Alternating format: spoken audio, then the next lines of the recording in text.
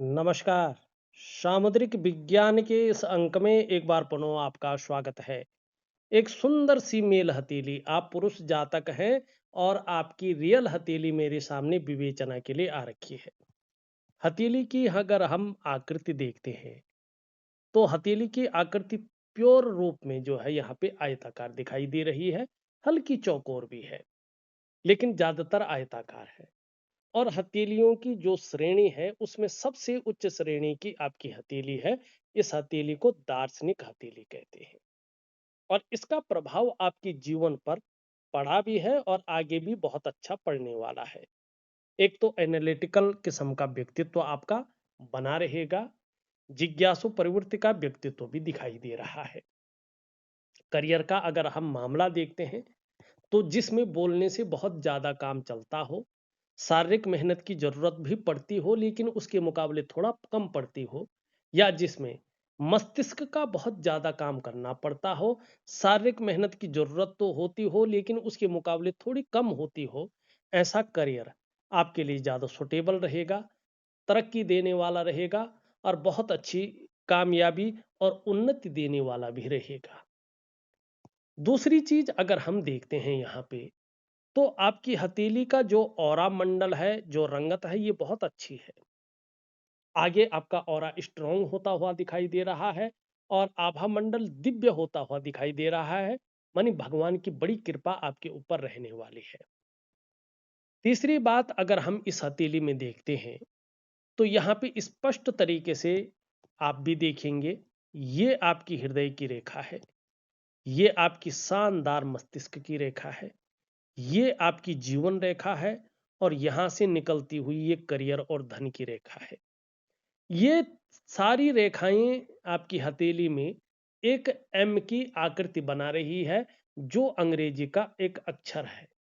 इसका स्पष्ट और सुंदर मतलब है कि भगवान शंकर की और मां पार्वती की आपके ऊपर विशेष प्रकार की कृपा बनी हुई है।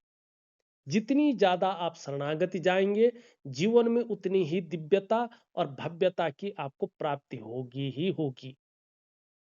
अब कितना होगे या कितनी होगी, ये डिपेंड करता है आपके समर्पण और उसकी क्वालिटी की मात्रा क्या है, किस प्रकार की क्वालिटी है उसकी, उसके ऊपर डिपेंड करेगा। अब आपके सवाल ले लेते हैं। आपने लिखा है भविष्य कैसा रहेगा। अब देखिएगा, पहले हम स्वास्थ्य के मामले में आपके भविष्य को देखते हैं। यहाँ पे आप देखेंगे, ये आपका राहु का पर्वत है। राहु के पर्वत में थोड़ी सी एक चीज दिखाई दे रही है। यहाँ पे एक कट मुझे दिखते हुए नजर आ रहे हैं। ये प्रॉपर तरीके से अगर इनको विस्तार पूर्वक अगर हम देखते हैं, तो स्पष्ट आपको जो है ये कट दिखाई देगा ज्यादा, ये वाला।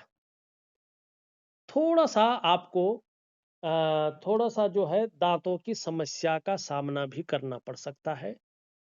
माने कैविटी या दांत घिस गए, कुछ भी ये चीजें आपके साथ बढ़ सकती हैं। थोड़ा सा दांतों का आपको ध्यान रखना है। कभी कभार मानसिक स्थिति भी थोड़ा कमजोर ये कर सकता है।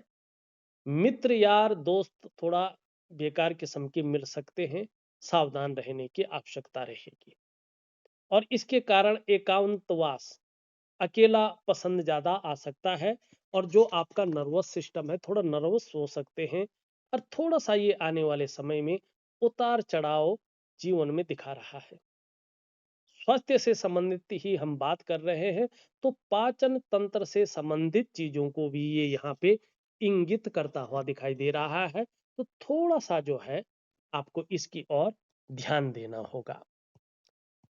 दूसरी अगर हम बात करें यहाँ पे स्वास्थ्य के ही मामले में, तो आपका चंद्रमा यहाँ पे पूरी तरह से एक संतुलित अवस्था में नहीं दिख रहा है। और अभी जीवन काल के 18 महीने तक इसका प्रभाव थोड़ा रह सकता है आपके जीवन में। दिसंबर तक थोड़ा ज्यादा रह सकता है। कई बार आपका मन गड़बड़ रह सकता है। मानसिक परेशानी से ये आपको ग्रसित कर सकता है, या कई बार ये आपको भावुकता दे सकता है। ठीक है ना? या कई बार जो है आप इमोशनली थोड़ा परेशान हो सकते हैं। ये अगर ज्यादा खराब होने बैठ जाए, इसका आपको ध्यान रखना है। तो ये कहीं न कहीं जो है मन को कमज़ोर करेगा। मन उचाट हो सकता है, मन व्याकुल हो सकता है, मन भटक सकता है, मन की एकाग्रता कम हो सकती है। माने बात करें तो मन अच्छा नहीं रहेगा और मन से सीधा जुड़ा हुआ है हमारा डाइजेस्टिव सिस्टम। अगर मन सही नहीं रहता है, तो हमारा पेट का जो मामला है, डाइजेस्टिव सिस्टम का जो मामला है, वो भी ठीक नहीं रहता है। ऐसे में माँ का सुख मिलना थोड़ा-सा जो है मुश्किल सा दिखाई दे रहा है या माँ के स्वास्थ्य को लेके चीज़ें खराब रह सकती है या माँ के साथ मतभेदता उभर सकती है या माँ से दूर रह सकते हैं। कुल मिला के बात करें तो ऐसे में माँ का सुख प्राप्त नहीं होता है। ये अगर ज़्यादा अपना प्रभाव देने बैठ जाए, पीड़ित अवस्था में आने बैठ जाए, तो नींद आने में भी आपको ये दिक्कतों का सामना करवा सकता है। तो थोड़ा-सा छोटा-सा और सुंदर उपाय दूँगा, इसको आप ज़रूर करेंगे तो आपको बहुत अच्छा लाभ हो सकता है। एक और चीज़ देखें स्वास्थ्य के मामले में ही, ये वाला हिस्सा आपका बहुत ज़्यादा उभर रहा है। तो ये बेवजह की चिंताएँ दे सकता है या कोई न कोई ऐसी वजहें बना सकता है जो थोड़ा आपको तनाव दे। सुबह उठने में थोड़ा आलस्य दे सकता है। गंभीर किस्म का व्यक्तित्व देगा ये तो बहुत अच्छी बात है। लेकिन जब बिस्तर छोड़ देंगे तो आपका जो है आलस्य भी हट जाएगा।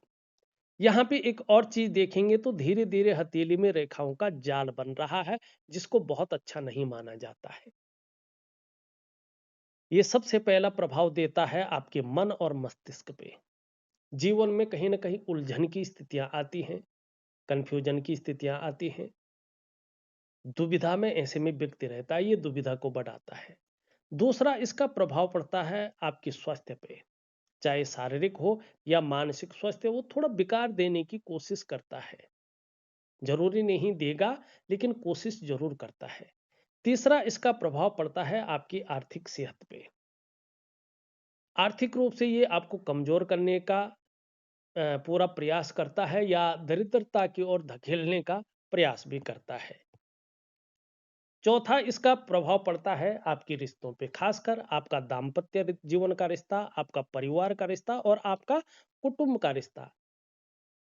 जो इन रिश्तों का चरम सुख का भोग होना चाहिए था, उसके बीच में ये परिस्थितियां खड़ी करता है। और पांचवा और सबसे बड़ा प्रभाव इसका पड़ता है आपकी डेवलपमेंट पे और आपकी प्रोग्रेस पे। जो आपका सफलता का स्तर हो जाना चाहिए था, उस सफलता का स्तर कहीं ना कहीं माइनस की तरफ जाता है। तो इसके लिए मैं देखिएगा, ये जो चीजें मैंने बताई हैं, इन चीजों को आप ठीक कर सकते हैं समय रहते। इसके लिए सबसे पहले मैं आपको एक वनस्पति स्नान दूंगा। आप विधिवत तरीके से 11 दिन का वनस्पति स्नान का है और उसमें एक प्राकृतिक चीज होती है जो 3 महीने तक स्नान करने के बाद अपने शरीर में लगानी होती है। तो ये तो आप कर ही सकते हैं। इसके बाद मैं एक दिव्य सूर्य क्रिया आपको दूंगा। बहुत सटीक क्रिया है। आपकी जो जीवन शरीर के 7 चक्र हैं, वो इस प्रकृति में मौजूद भगवान सूर्य के चक्रों के साथ जब प्रॉपर तालमेल से हट जाते हैं, तो जीवन में नेगेटिव ऊर्जा प्रवेश करती है। तो आपके शारीरिक चक्र परस्पर तरीके से भगवान सूर्य के चक्रों के साथ तालमेल में हो जाएं और आपके जीवन के तमाम आयामों पे इसका जबरदस्त और सीधा प्रभाव पड़े, जिससे आपकी जीवन की खुशहाली, उत्साह और इसकी ऊर्जा प्रॉपर तरीके से आपके साथ चले, इसकी चिंता न करना पड़े। इसके लिए दिव्य सूर्य क्रिया दे रहा हूं। बहुत अच्छी क्रिया है। कोई पूजा पाठ नहीं है, केवल भगवान सूर्य के लिए अपने शरीर से क्रिया करनी है। दूसरा, मैं आपको एक दिव्य योग ध्यान क्रिया दे रहा हूं। ये एक प्रकार का प्राणायाम है, योगा है, मेडिटेशन है। इसको अपने जीवन का अगर आप हिस्सा भी बना लें, तो ये आपके जीवन के तमाम आयामों पे विशेष प्रकार का प्रभाव देगा और एक विशेष प्रकार की ऊर्जा को ये संचरित करेगा, जो आपके स्वास्थ्य को देखेगा, आरोग्य को देखेगा, तंदुरुस्ती को देखेगा, साथ में आपकी प्रतिष्ठा को भी बढ़ाएगा और कहीं ना कहीं सौभाग्य की प्राप्ति भी करवाएगा। ये 3 चीजें मैं आपको दे रहा हूं। प्रॉपर तरीके से करें, आपको लाभ होगा। भविष्य में हम दूसरा देखते हैं आपकी आर्थिक स्थिति को। इसके लिए अगर हम देखेंगे तो सबसे पहले आपकी हथेली में बनने वाला सबसे बड़े राजयोग को हम देखते हैं। यहाँ पे देखेंगे तो ये बुध का पर्वत है, मरकरी का माउंट, और ये सूर्य का पर्वत है, सन माउंट, जो ग्रहों का राजा है। और ये हमारी हथेली में बैठने वाले प्रथम आचार्य ऋषि ग्रह हैं, देवगुरु बृहस्पति। इन तीनों के समन्वय से हथेली में बनने वाला सबसे बड़ा राजयोग बुद्धादित्य राजयोग का निर्माण होता है, और इसका 100% प्रभाव व्यक्ति के जीवन पर पड़ता ही पड़ता है। यहाँ पे देखेंगे तो ये उंगली आपकी रिंग फिंगर के पहले पोर्व तक पहुंच रही है। ये उंगली जो है बृहस्पति की उंगली से बड़ी है और मिडिल फिंगर से छोटी है। यहाँ पे देवगुरु बृहस्पति भी अपने अच्छी स्थिति में दिखाई दे रहे हैं। तो हथेली में बनने वाला सबसे बड़ा राजयोग बुद्धादित्य राजयोग बन रहा है। अब इस राजयोग की एक बहुत बड़ी खासियत है, अगर ऐसा व्यक्ति समय रहते अपने लक्ष्य का अगर निर्धारण कर ले और अपनी मेहनत को दुगना कर ले और एकाग्रता के साथ उस लक्ष्य की ओर बढ़े, तो ऐसे लोगों को जीवन में सरकारी नौकरी या इससे संबंधित क्षेत्रों में सफलता मिलती है और बहुत बड़ी कामयाबी ये प्राप्त करते हैं बृहस्पति से संबंधित क्षेत्रों में, चाहे शिक्षा का क्षेत्र हो, इंजीनियरिंग का हो, चिकित्सा का हो, मैनेजमेंट का हो, वाणिज्य का हो या कानून का क्षेत्र हो। कुछ मामलों में मैंने देखा है राजनीति का क्षेत्र हो। इन क्षेत्रों में ये उत्कृष्टता को हासिल करते हैं, इन क्षेत्रों में ये बड़ी कामयाबी को पाते हैं। लेकिन अगर 1% ऐसा व्यक्ति सरकारी नौकरी या इससे संबंधित क्षेत्रों में सफल ना हो पाया या उसका इंटरेस्ट ना रहा या बहुत बाद में जो है बुद्धादित्य राजयोग का निर्माण हुआ, कई बार ये होता है ये उंगली तो यहाँ तक रहती है, ये भी यहाँ तक रहती है, इससे छोटी रहती है, लेकिन देवगुरु बृहस्पति जो है अच्छी स्थिति में नहीं रहते, या ये सब ठीक हो तो करियर और धन की रेखा ठीक नहीं रहती है या इसमें राहु का प्रभाव रहता है, तो ये सरकारी नौकरी या इससे संबंधित क्षेत्रों में नहीं जाने देती है। फिर समय रहते ऐसा व्यक्ति, जब ग्रहों की स्थिति ठीक होती है तो ऐसे व्यक्ति ज्यादातर व्यापार में जाते हैं, और व्यापार में जब चले जाते हैं ये राजयोग वहां इनके लिए काम करता है। ये लोग फिर व्यापार के कारण जाने जाते हैं, व्यापार में उत्कृष्टता प्राप्त करते हैं, व्यापार के कारण ही इनकी एक पहचान बनती है, ये लोग एक ब्रांड बनकर उभरते हैं। तो ये काम धाम की दृष्टि से देखें तो ये बता रहा है कि निश्चित तौर पे आप अगर व्यापार में जाते हैं या व्यापार संबंधी कोई कार्य करते हैं तो आपको ये राजा की तरह जीवन देगा। और फिर यहाँ पे अगर हम देखेंगे आपकी करियर और धन की रेखा, ये निरंतर आगे बढ़ रही है और एक से दो रेखाएं उभर रही हैं। थोड़ा भले ही ये संघर्ष दे रही है, संघर्ष की ओर इशारा कर रही है, लेकिन करियर और धन में भी पूरी तरह से स्टेबिलिटी की ओर इशारा कर रही है। स्मूथ तरीके से धन और करियर के मामले में आपको बहुत आगे ले जा रही है। अब चलते हैं, अब देखते हैं, एक चीज से आपको संभल के चलना होगा। भविष्य कैसा रहेगा इसी सवाल पे हम आगे चल रहे हैं। आप ये अंगूठा देखो, ये यहाँ पे इस प्रकार की लकीरें हैं, बहुत अच्छा इनको माना जाता है, बहुत अच्छे हैं, कोई खराब नहीं है। लेकिन यहाँ पे अगर हम देखेंगे तो ये पहला पौरवा नुकीला है, लंबा है, इसका मतलब है कि जुझारूपन आपके अंदर रहेगा। लेकिन ये सेकंड पौरवा बहुत बड़ा है और पहला पौरवे से ज्यादा ही बड़ा है। तो एक चीज से बचना है आपने, जल्दबाजी से, उतावलेपन से और भावनाओं में बहकर बड़े निर्णय लेने से। आप अपना नुकसान अपनी जल्दबाजी में कर सकते हैं। कहीं आपने धन लगाना था और किसी ने कहा लगा लिया, निर्णयों के कारण आपका नुकसान हो सकता है। बड़ा सोच समझकर आपको जीवन में निर्णय लेने चाहिए। और यहाँ पे ये दिखाई दे रहा है कि शुरुआती दौर थोड़ा सा पीड़ादायी जरूर रहा होगा, घर परिवार का भी सुख थोड़ा कम मिला होगा, लेकिन चीजें बहुत अच्छी हैं। भविष्य की नजर अगर हम आगे चलते हैं, इन चीजों के बच के चले, तो ये शुक्र पर्वत पे अगर आप देखेंगे तो वर्टिकल रेखाएं स्पष्ट दिखाई दे रही हैं, जो काम के प्रति आपके जुझारूपन को बता रही है कि काम के प्रति जुझारूपन रहेगा। जिस कार्य को आप हाथ में ले लेंगे, जब तक पूरा नहीं होता है, तब तक आप छोड़ेंगे नहीं, और यही चीज आपको आगे चलकर बड़ी सफलता की प्राप्ति देगा। लेकिन आपका केतु क्या कह रहा है? खुद की मेहनत और खुद के परिश्रम से ही जीवन में आप सफल होने जा रहे हैं। अभी तक भी जो आपने सफलता का स्तर चुना है, जहां तक पहुंचे हैं, खुद की मेहनत और खुद के परिश्रम से ही पहुंचे हैं। हालांकि आपका जो प्रारंभिक जीवन रहा होगा, इसमें थोड़ा संघर्ष जरूर आपने झेला होगा, और उसी संघर्ष के बदौलत आप हर सुख को पाएंगे, हर सुख का भोग भी करेंगे, इसमें भी कोई दो राय नहीं है। हाँ, अभी कोई ना कोई चिंता भी बनी रहेगी, इसमें भी कोई दो राय नहीं है। यहाँ पे अगर हम देखते हैं तो शुक्र आपका बहुत शानदार स्थिति में है, नो डाउट। और शुक्र सुंदर स्थिति में रहता है, तेजोमय स्थिति में रहता है, तो ये व्यक्तित्व को भी शानदार रखेगा, हर परिस्थिति को झेलने की ताकत रखेगा। आगे चलकर अपने को मेंटेन रखना, अपनी पर्सनैलिटी पर ध्यान देना, अपने को सज संवार कर रखना, ये चीजें ज्यादा रहेंगी। नई चीजों के प्रति रुझान रहेगा, चाहे नई प्रकार का फैशन हो, नई प्रकार के कपड़े हो, मार्केट में नई प्रकार की चीजें हो। भौतिक सुख सुविधाओं के लिए भी बहुत जुझारूपन और आकर्षण रहेगा, चाहे लग्जरी जीवन हो या अल्ट्रा लग्जरी जीवन हो। तो शुक्र बेहतरीन अवस्था में आ रहा है।